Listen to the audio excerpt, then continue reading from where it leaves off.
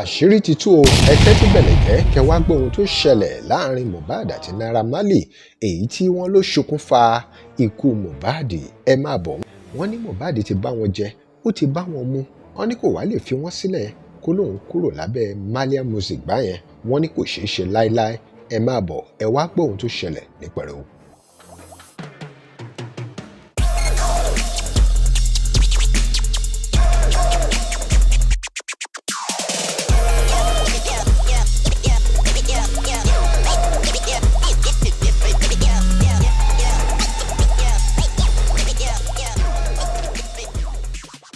Welcome to Digi Niger, where we bring you the latest stories. Remember to like, share and follow us. Mohbad jẹ́ a young street artist. Àwọn ọmọ tí wọ́n ṣẹ̀ṣẹ̀ ń dàgbà bọ̀ tí àwọn náà fẹ́ dolórin nílùú Ìkòròdú, and he gained fame with viral freestyle videos. Lára àwọn fídíò tó ṣe rèé nígbà tí ó ṣẹ̀ṣẹ̀ bẹ̀rẹ̀ sí ní dàgbàsókè gẹ́gẹ́ bí olórin. Ẹ já wò. Yóò ṣògo tí ó ní problem. Kò sí.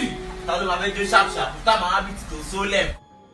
Ìgbà tí kan náà àwọn viral videos tó kárí ayé táwọn èèyàn bẹ̀rẹ̀ sí mọ àwọn viral video ní Naira Marley label wá ní àwọn máa sign ẹ̀. It was signed by Naira Marley's label Malian Music but soon faced challenges. Ìgbà tó débẹ̀ lórí pé nǹkan kì í ṣẹ̀ṣẹ̀ ràgó gbogbo èrò tiẹ̀ ní pé òun àti ẹ̀rí promoter tó máa sọ òun dèèyàn ńlá tó máa sọ òun dolórí ńlá, àmọ́ bó ṣe rò kọ́ lórí o.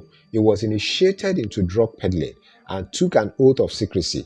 Nígbà tó débẹ̀ wọ́n ní wò ẹ má rò pé bóyá ọ̀fẹ́ ni o, ó di dandan ẹ kó fọwọ́ síwèé ẹ kó ṣe ìmùlẹ̀ pé gbogbo ohun tó o bá rí níbí ò ní sọ níta. However, he later refused to take a higher level of oath. Nígbà tó tún wá dé ìgbà tó dé level kan wá wẹ̀ ó dà pé eléyìí ti kọjá ohun tí mo lérò, ó dà pé ó ti fẹ́ máa jìn ju bí mo ṣe lérò lọ.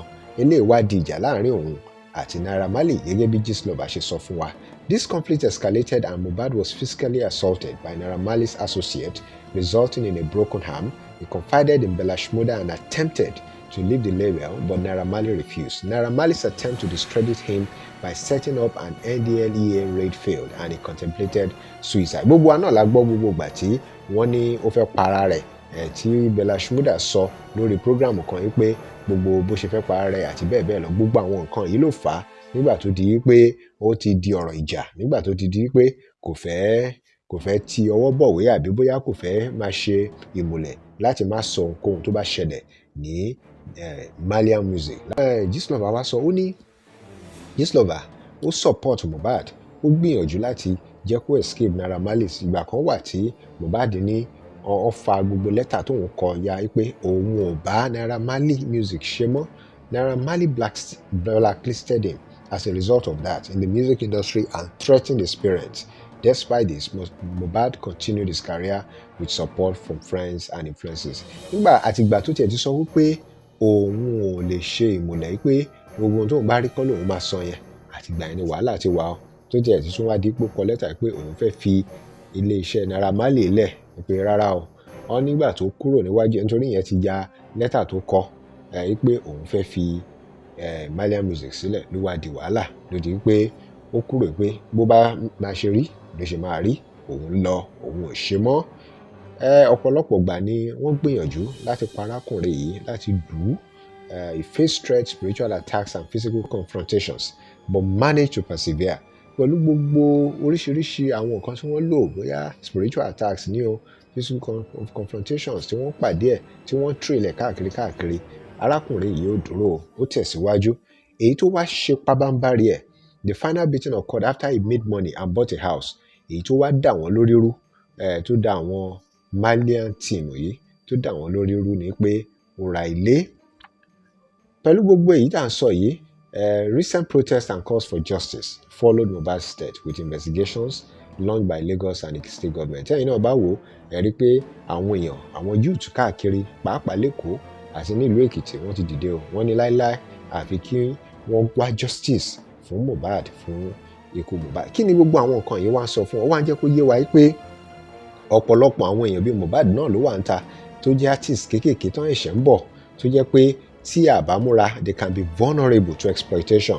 Àwọn promoter burúkú kan wà tó jẹ́ pé wọ́n wá bí wọ́n ṣe máa kó wọn sábẹ́ tán máa sọ wọ́n di ẹrú nínú record label wọn tó jẹ́ pé wọ́n máa lò wọ́n fún iṣẹ́ oríṣiríṣi wípé à ń ta oògùn olóró àti bẹ́ẹ̀ bẹ́ẹ̀ lọ, àbí kí wọ́n máa ní kàn ṣe òmùlẹ̀ bẹ́ẹ̀ bẹ́ẹ̀ lọ, tí ó lè di pé wọ́n máa control ayé wọn, wọ́n á sì máa lò wọ́n lòkulò.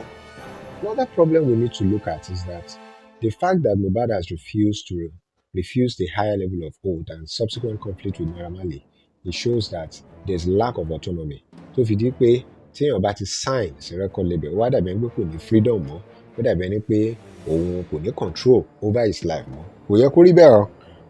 Gẹ́gẹ́ bí a ṣe gbọ́ wípé àwọn tíìmù Naira Marley wípé wọ́n ti ẹ̀nà arákùnrin yìí, wọ́n ṣe lọ́ṣẹ́, wọ́n bàjà, ìyẹn gan ó tó wípé wọ́n ń dá sí, àwọn ìjọba ń dá sí láti mọ ohun tó wà ní ìsàlẹ̀ ìkòkò, láti tú iṣu dé ìsàlẹ̀ ìkòkò. Kan yìí náà ó lè jẹ́ kí èèyàn rán mental, bẹ́ẹ̀ ni ó lè jẹ́ kí artist rán mental kó dẹ̀ fẹ́ máa gbìyànjú láti parẹ́, nígbà tó jẹ́ pé nígbà ọ̀rọ̀ NDLEA tó ṣẹlẹ̀, nítorí pé gẹ́gẹ́ bá ṣe gbọ́, wọ́n ní arákùnrin yẹn ó tún set up àwọn NDLEA láti arrest ẹ̀, láti raid ẹ̀.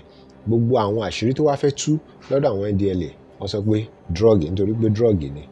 Arákùnrin yẹn dẹ̀ ti ready fún damage control, so ó gbìyànjú, ó rí pé òun cover gbogbo ọ̀nà tó fẹ́ fi tú àṣírí. tó tún wá yẹ kí àwọn ìjọba lọ́wọ́ sí náà ní gbogbo bí wọ́n ṣe ń ṣe ní industry. Kò yẹ kó jẹ́ páwọn kan náà máa pera wọn ní kàbá, tí wọ́n máa control industry, tí wọ́n máa sọra wọn di ẹrù jẹ̀jẹ̀ síbẹ̀.